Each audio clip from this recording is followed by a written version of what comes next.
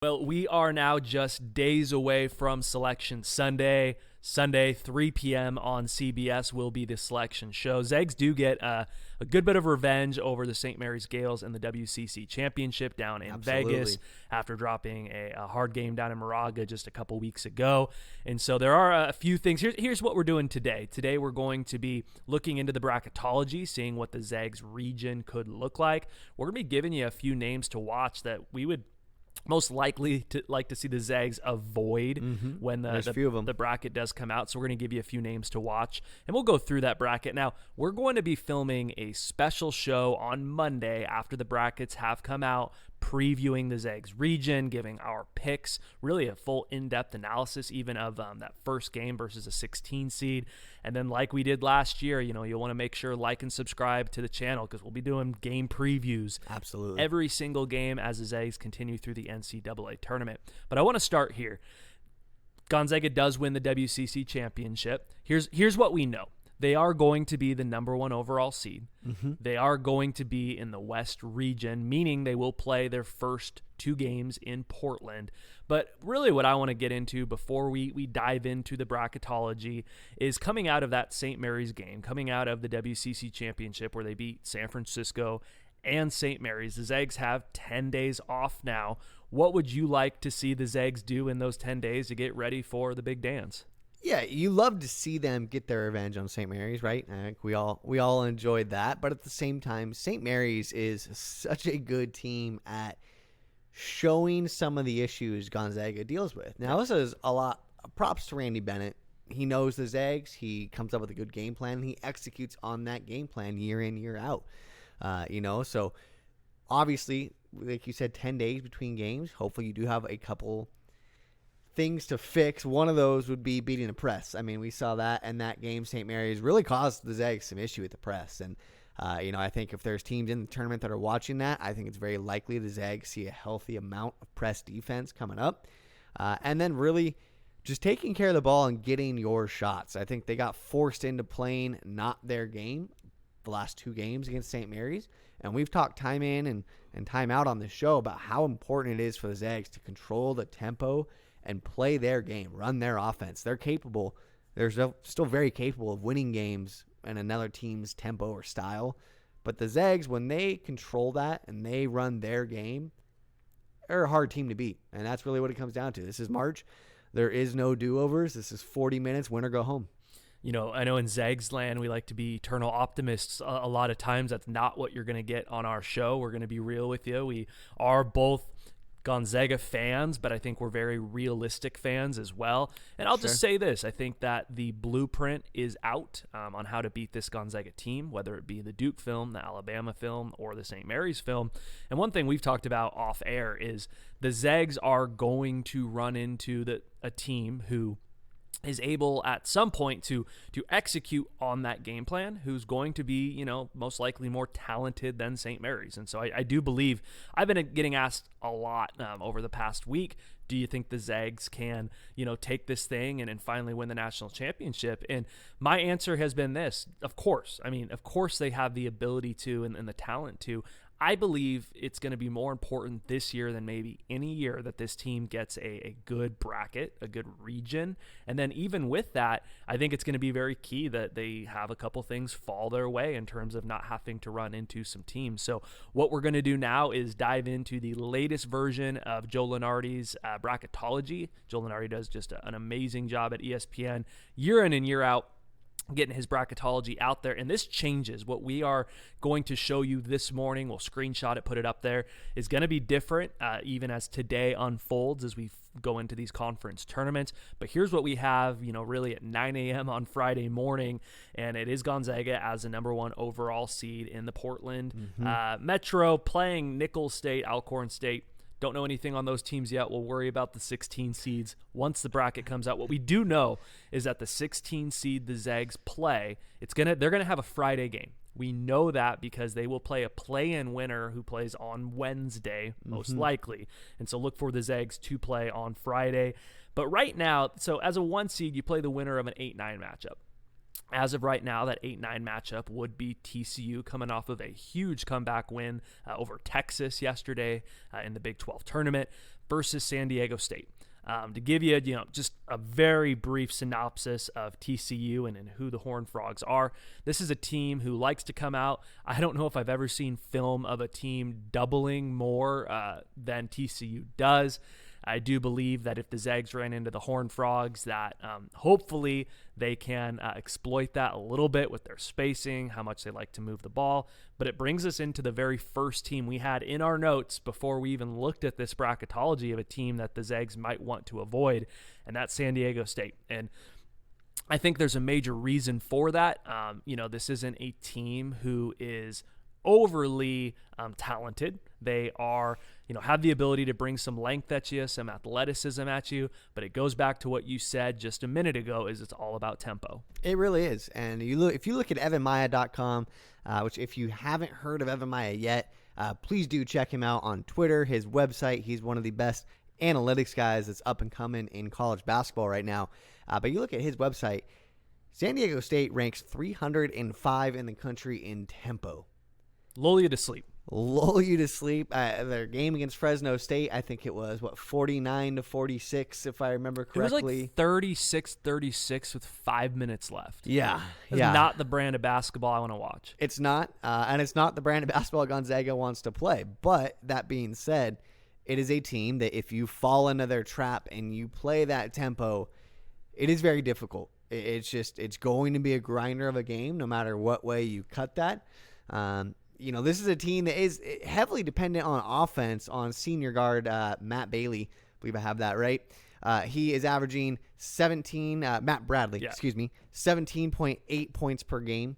Nobody else on their team is above 8.4. So offensively, they have one star. It's hard to score a lot of points when your team doesn't score a lot of points, to be fair. Also very true.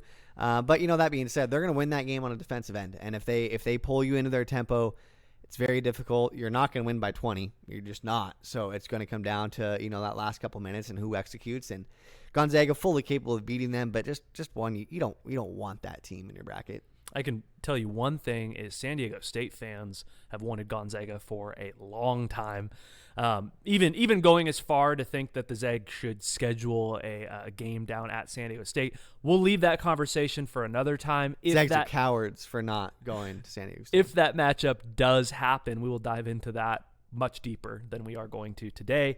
Moving on to really going back to that bracket, if we could pull it up on the screen, of Joe Lunardi's bracketology, that, you get through the 16 seed. Great. Your second round game, round of 32.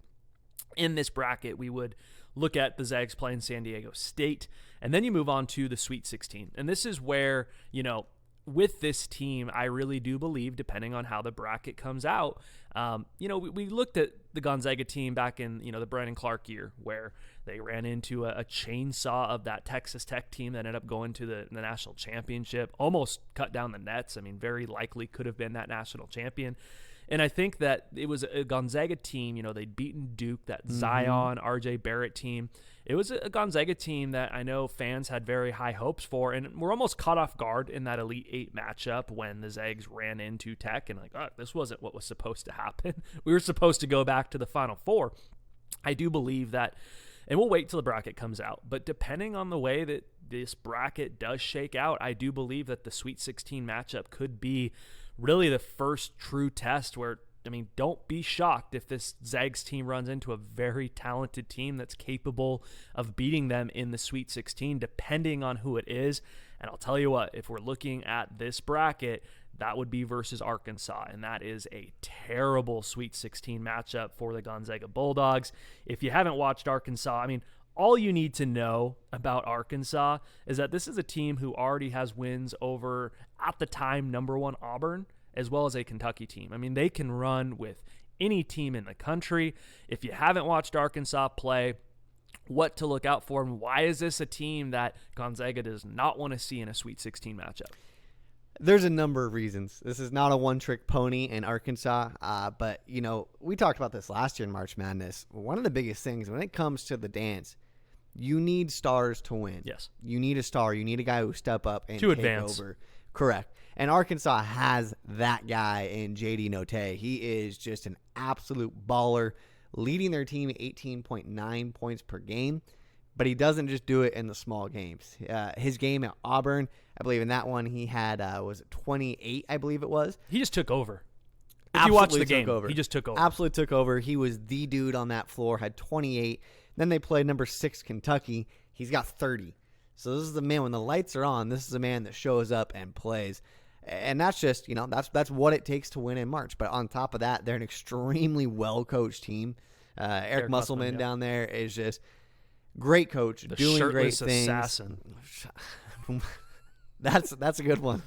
We might have to, put a copyright on that one. Go check the video. After that Auburn game, Eric Musselman at some point lost his shirt, is in a sling from some sort of procedure he had, and is dancing and vibing with the student section who stormed the court without a shirt on. So the man loves this. Like, if you're gonna say anything about Muss, like, the man loves the game of basketball. And it shows, man. It shows with his team. His guys want to play for him, but they're a very talented team defensively too, and they play very well together defensively. They don't overhelp. They don't miss rotations too much. These guys kind of have a string on them, string between them on the perimeter especially. So really a team that, you got to remove last year's Gonzaga run out of your brain, right? Sweet 16 last year, I think they played Oklahoma, and they just cruised in that game. I don't think that's the case this year. This is going to be a much more standard Sweet 16 matchup where Gonzaga is going to have to play their best game in order to come out on top. I'll go as far to say that I would put Arkansas as my number one team that I think the Zags want to avoid. And really it's this. If Arkansas, as you're filling out your brackets, depending on where Arkansas ends up, this is a team that is fully capable of going on a Final Four run. They have the talent, they have the coaching, they have the depth. If they end up in the right region, do not be surprised at all if this team ends up down in New Orleans. And so as a Zags fan, I would put them as the number one team you want to see them avoid in their bracket come Sunday. If they were to get through that in this Bracketology by Joe Lunardi here on Friday, you look forward to the other side of their region and teams they could run into in the Elite Eight. And you have a couple familiar names. The 2 seed would be Wisconsin. I'm going to just get that off of, we'll just push Wisconsin through real quick. The Big Ten is down. We've seen it time and time again, that Purdue's a good team. Purdue has the ability to make a run in the NCAA tournament. You said it off air. Wisconsin's the 2 seed of the Big Ten, right? We saw Michigan blow a 20-point lead yesterday. That is not a team that is going to go deep in the tournament. Maybe I eat my words. I just do not believe that Juwan Howard's team's going to go far. And Wisconsin's just, the Big Ten's down. You look at the SEC. SEC has several teams that could win this whole thing. The Big 12 has several teams that can win the whole thing. The Big Ten's just, when they get to March, haven't played well in the March Madness the last few years. So I don't believe Wisconsin's going to be the team that the Zags would run into in that Elite Eight matchup. But then we get into 2 other teams that are very familiar to this Gonzaga team, and it's Alabama and Texas Tech. I mean, the Zags dropped a game to Alabama in the battle in Seattle at Climate Pledge Arena. And then really, they came out versus Tech down in Phoenix and played almost a perfect game for all the maybe a 10-minute stretch. So let's start with Alabama. If you just came out from under a rock and you missed that Gonzaga-Alabama game, why do the Zags not want to play a team that they already lost to earlier this season? The other side of that coin is you have some film on this team, so maybe you can turn it around. But Alabama matches up well. Per Evan Maya, they're 12th in the country in tempo, so this is a team that wants to get out and run.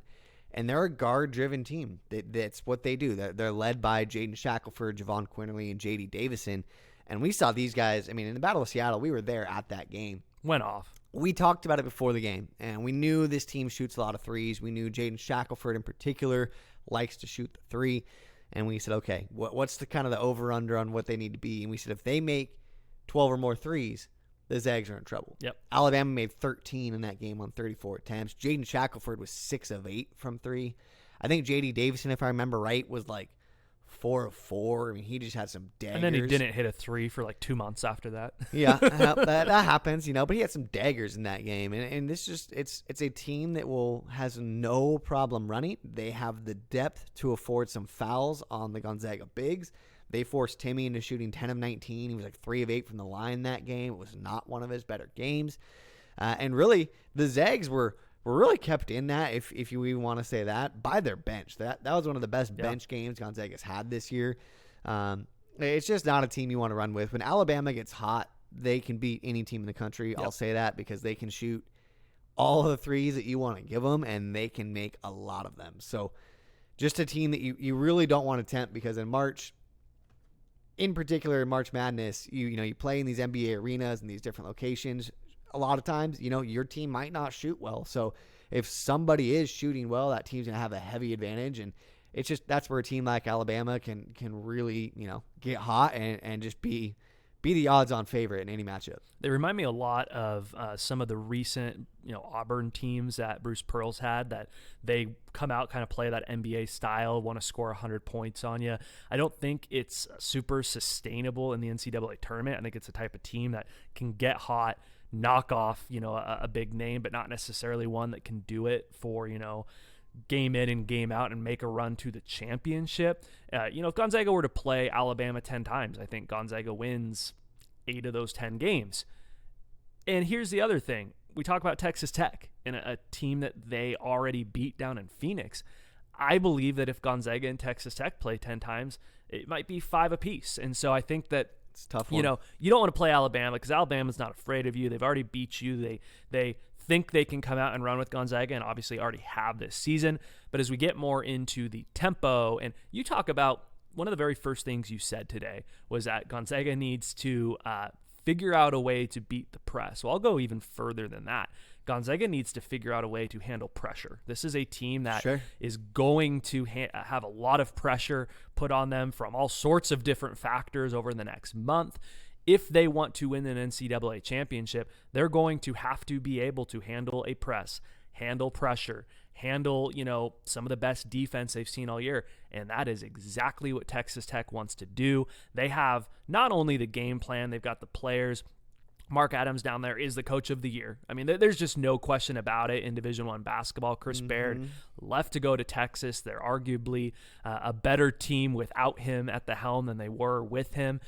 If you didn't watch that Texas Tech game, talk to us a little bit about their game plan, especially the defense that they run, and why this would be another top team you would not want to see in the Zags region.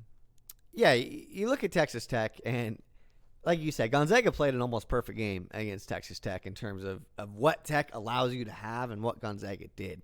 Gonzaga is the best 2-point scoring team in the nation. Most efficient. They're just the best 2-point scoring team in the nation. They made 11 shots inside the arc against Texas Tech. This Tech defense absolutely takes away the middle from you. It is very reminiscent of what we saw with Baylor last year. They run that no middle defense, and they do it very well. We talked about it before that Tech game. We knew they were going to do that. Neither of us expected Gonzaga to make 11 2-point field goals. Gonzaga made 13 threes that game on, I think, 42%. It was reminiscent of like that UCLA game that they just could not miss. They couldn't miss. And they were just hot from outside, and that's fantastic. We took what Tech gave us, and they won. That being said, how many times do you want to have to rely on shooting 42% and making 13 threes to beat a team? It's just not something you want to deal with. It's not sustainable. And while that's not sustainable, I can tell you what is sustainable, and that's Tech's 2-point defense. That's not an accident what they did. That is who they are. They do it very well. So right away, I mean, that just tells you, I don't know how else to say that you don't want to see that game in March, because that defense can shut down any offense in the country. And if your shots from outside are not falling, flip a coin. That's all I got for you. You don't want to see them. That is the Zags bracket right now on Joe Lunardi's Bracketology. I will tell you that if we're sitting at home at 3 p.m. on Sunday and this is the bracket that gets revealed, I am not happy as a Gonzaga fan getting the number 1 overall seed and getting just some matchup nightmares in their region. And so there's a lot of basketball to be played over the next few days with the conference tournaments. This thing could look completely different come Sunday, so don't panic yet. A lot of things can change between now and when the bracket does come out. Let's give you a couple other names that the Zags might want to avoid in their region. And I think the first one, they'll take the low-hanging fruit, that's UCLA. I mean, obviously a team that took the Zags Zags to the wire last year. I do think that game down in Vegas, again, Zags played almost a perfect game. We know that Mick Cronin's team's going to come out. They're going to play good defense, and they've got capable scorers. I mean, this is a veteran team. Most people thought it was Gonzaga, UCLA, 1A, 1B going into the season. UCLA hasn't lived up to that hype so far. Be very interesting to see if they can make another Final Four run. And again, really depends. Do they win the Pac-12 tournament? Do they get an early exit? That's going to depend on seeds a lot. Sticking with the Pac-12, I'll tell you from a pure entertainment standpoint, would love to see Arizona end up as the number 2 seed in the Zags region. From a team you might want to avoid, I think there's several reasons why you would not want to see a familiar face in Tommy Lloyd and the Arizona Wildcats in the Gonzaga region. Yeah, Tommy Lloyd has gone to Tucson, and he has brought a lot of Gonzaga principles to that team. Gonzaga South. Arizona fans, we saw a lot of people not happy with that hire. How you feel now? When that happened, I'd like to see how you feel now. You've now got to enjoy just a very good brand of basketball, but this is the other best offense in the country. One of the highest scoring, one of the highest assisting teams in the country. Tempo. They run a very fast tempo.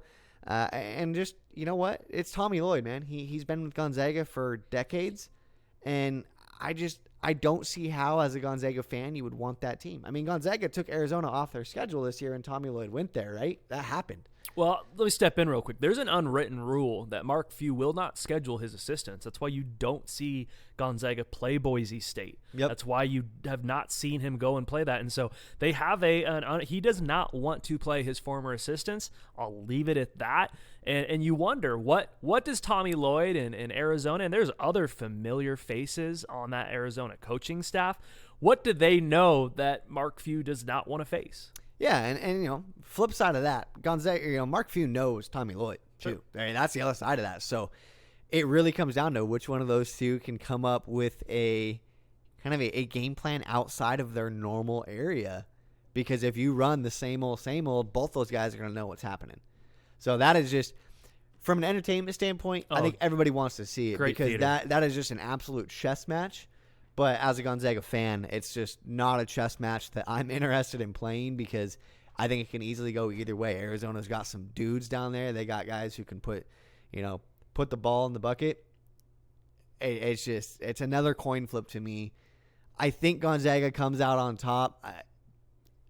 But, man, I can't even say that confidently. I really can't, just because Tommy Lloyd will know everything that's about to happen. He's going to know Drew Timme. I think that's one of the biggest things he could do, is he could make life tough for Drew Timme. And when you do that to Gonzaga, you make it tough for their offense. If this matchup was to happen, Arizona would have to lose in the Pac-12 tournament. If they win the Pac-12 tournament, they'll end up as a 1 seed. If they do have an early exit, they could potentially be a 2 seed. Kirk Kriisa did just sprain his ankle pretty severely, so that is a very good possibility. And if they're a 2 seed, they're going to be out west. And so look out for that. That could be the Zags Elite 8 matchup in San Francisco. Be very interesting to see when the bracket comes out. A couple other just teams to mention that you might want to look out for on Selection Sunday. Tennessee, likely a 3 seed, very talented team out of the SEC. I mean, these SEC teams, the SEC is just playing a brand of basketball this year that I think there are so many teams coming out of the SEC this year who could give Gonzaga fits. Tennessee, one of them. I think really when the bracket comes out, we're going to see one of them. We're going to see a Tennessee, a Kentucky, an Arkansas that we talked about earlier. No doubt. And so we will, I think the Zags are going to have to beat an SEC team to advance this tournament. I know another team, St. Mary's. I mean, obviously they've already beat Gonzaga. We talk about tempo. Teams have, especially with COVID recently, been more geographically assigned in the tournament. St. Mary's very likely could be in that West region. I can promise you they would love for a 4th game versus Gonzaga. And, you play 10 times, St. Mary's is going to beat Gonzaga a couple of times. They would love another shot at the Zags. Duke, obviously, already beat the Zags this season as well. We know all about Paulo Banchero. That is just a dude. You got the Coach K farewell tour. Dookie's held on in a late one yesterday versus Syracuse. Sure. And so Duke's a different team now, though. Yeah. than they were in November. I mean, AJ Griffin, one of their star freshmen, played 6 minutes against Gonzaga, scored 0 points. He now averages 23 minutes a game. Yeah. Almost 11 points a game. Shooting up draft boards. 48% from three. Yeah, there's draft boards with him over Banchero. So, that's just something that Gonzaga didn't see. They didn't have to game plan for him. So, it's a different team, man, and they're very talented. And you're always going to have those teams that are underseeded as well. I mean, a North Carolina, a Murray State, who just ran through their conference this year. That's a team who could definitely make a run. I'm so excited. I mean, best time of the year. Selection Sunday is just a couple days away. I'll be sitting on the couch 3 p.m. watching that. Again, we're going to be doing a special show on Monday. Brackets come out Sunday. We'll be diving in, doing our research, watching some film on these teams. We'll be releasing a video on Monday previewing the Zags' actual bracket, giving our picks, some things to look out for. And then, again, throughout this entire run that the Zags go on, we'll be doing game previews, super in-depth. Had a lot of fun doing those last season. Absolutely. And hopefully this is a run that we can go on all of March. If we're filming in April, we know things went well. So stick with us. As always, like and subscribe. Let us know down in the comments some teams you'd like to see the Zags avoid as well. And this time next week, we will be getting ready to tip it off for the NCAA tournament.